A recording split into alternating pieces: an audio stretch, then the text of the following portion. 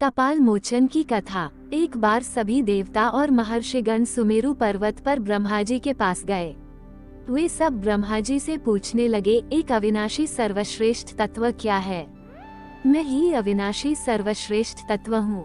ब्रह्मा जी बोले, सृष्टि, स्थिति, संहारक, स्वयंभू, अज, अविनाशी, सर्वभोक्ता, निरंजन, सब कुछ मैं ही हूँ। मुझसे परे कोई तत्व नहीं है। अचानक विष्णु भगवान अपने गरुड़ सहित वहां पधारे। विष्णु भगवान ने ब्रह्मा जी द्वारा कहे वाक्य सुन लिए।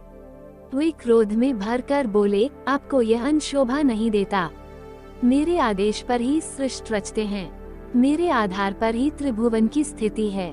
इस प्रकार ब्रह्मा जी और विष्णु जी में सर्वश्रेष्ठ तत्व के ऊपर वाद विवाद होने लगा तो दोनों ने निर्णय किया, सब जगह वेद ही प्रमाण है, अतः वेदों के द्वारा ही इस बात का निर्णय होना चाहिए।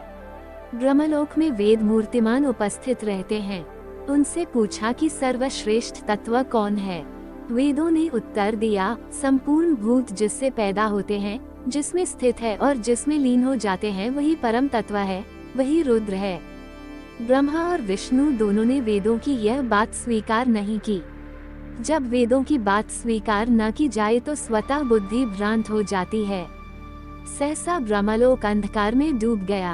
अब भगवान विष्णु ने अपने को संयत किया। वे ध्यान करने लगे। ध्यान में परावानी गूंजी, उससे शब्द व्यक्त होने लगे। परमेश्वर सदाशिव स्वयं सनातन ज्योति स्वरूप हैं। उनकी शक्ति नित्य है। इसी समय ब्रह्मा और विष्णु के मध्य एक तीव्र ज्योति प्रकट हुई। ज्योति के बीच से एक अद्भुत पुरुष प्रकट हुआ। अभी तक ज्योति के भीतर की वो पुरुष आकृति अस्पष्ट थी। उसे देखकर ब्रह्मा जी का पंचम मुख क्रोध से लाल हो गया और बोला, हम दोनों के बीच में यह पुरुष आकृति कौन है? श्री शिव चरित्र व उपदेश अब वह आकृति स्पष्ट हो चुकी थी। नील लोहित, त्रिलोचन, शूलहस्त, चंद्रमौली शिव प्रकट हो गए। ब्रह्मा के पंचम सिर ने कहा, नील लोहित, तुझे जानता हूँ, तू मेरे भ्रूमध्य से प्रकट हुआ है। तुम्हारे रुदन पर ही मैंने तुम्हारा नाम रुद्र रखा था। तुम्हें मेरी शरण में आना चाहिए। मैं तुम्हारी रक्षा करने में समर्थ हूँ। जो प्रलय को लाता है वही प्रलय का कर्ता कहलाता है। इसलिए शिव ने प्राणियों के कल्याण हेतु ब्रह्मा के पांचवें मुख को नष्ट करना ही उचित समझा। उनके शरीर से काल भैरव प्रकट हुआ। उन्होंने काल भैरव से कहा, काल भैरव, तुम भ्रष्ट होकर दुरात्माओं को नष्ट करने में समर्थ हो, इसलिए तुम्हें अमर्दव्य कहा जाएगा। प्रलयंकर होने से तुम भैरव हो। तुम भक्तों का पाप तत्काल नाश करोगे, इसलिए तुम्हें पाप भक्षक भी कहा जाएगा।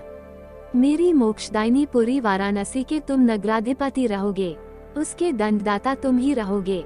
अतः मेरी आज्ञा से तुम ब्रह्मा के पंचम मुख को नष्ट कर दो। वरदान पाकर भैरव ने अपने नखाग्र से ब्रह्मा का पंचम मुख नोच लिया। भैरव के इस कृत्य से डरकर ब्रह्मा शिव का जाप करने लगे। विष्णु भी शंकर की स्तुति करने लगे। शिवजी ने ब्रह्मा और विष्णु दोनों को अभयदान दिया, मां भय डरो मत।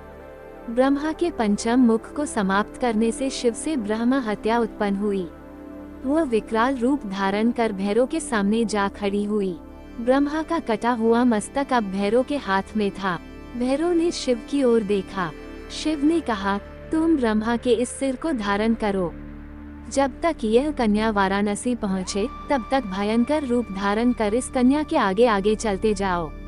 वाराणसी पहुँचने पर इस कन्या से कह देना, इस अविमुख धाम को छोड़कर तेरा सब जगह प्रवेश रहेगा। जब वह काशी में प्रवेश करेगी तब तेरी मुक्ति हो जाएगी। काल भैरव ब्रह्मा का सिर लिए हुए तीनों लोकों में घूमने लगे। ब्रह्म हत्या रूपी कन्या भी उसका पीछा करती रही। ब्रह्म हत्या के कारण भैरव कहीं भी न रुक पाते थे, न बैठ पाते थे और न विश्राम कर पाते थे। भैरव सब तीर्थों में घूम आए, परंतु ब्रह्म हत्या अपने शरीर से दुर्गंध फैलाती, रक्त और पीप से लथपथ वस्त्र पहने उसके पीछे लगी रही। भैरव के बैकुंठ में पहुंचने पर विष्णु ने उनका स्वागत किया और पूछने लगे कि सर्वेश्वर होकर भी आप भिक्षाटन क्यों कर रहे हैं? काल भैरव हंसकर बोले, नखाग्र से ब्रह्मा का सर काटने के कारण उसके प्रायश्चित में भिक्षाटन कर रहा हूँ। आप देख रहे हैं कि यह ब्रह्महत्या मेरे पीछे पड़ी है। इसी समय लक्ष्मी जी ने भैरव को भिक्षा अर्पित की। वे वहां से चलने लगे तो विष्णु ने ब्रह्म हत्या से काल भैरव का पीछा छोड़ने के लिए कहा, मैं आपकी आज्ञा का उल्लंघन करने में असमर्थ, किंतु इसी प्रकार मैं इनकी सेवा कर रही हूँ। इनके दर्श से ही मेरी भी मुक्ति होनी है। ब्रह्महत्या बोली। भगवान विष्णु ब्रह्महत्या का उत्तर सुनकर मौन हो गए। भैरव भी प्रसन्न हुए और वाराणसी को चल दिए। जैसे ही उन्होंने वाराणसी नगर में प्रवेश किया, हाहाकार करती ब्रह्महत्या पाताल में चली गई।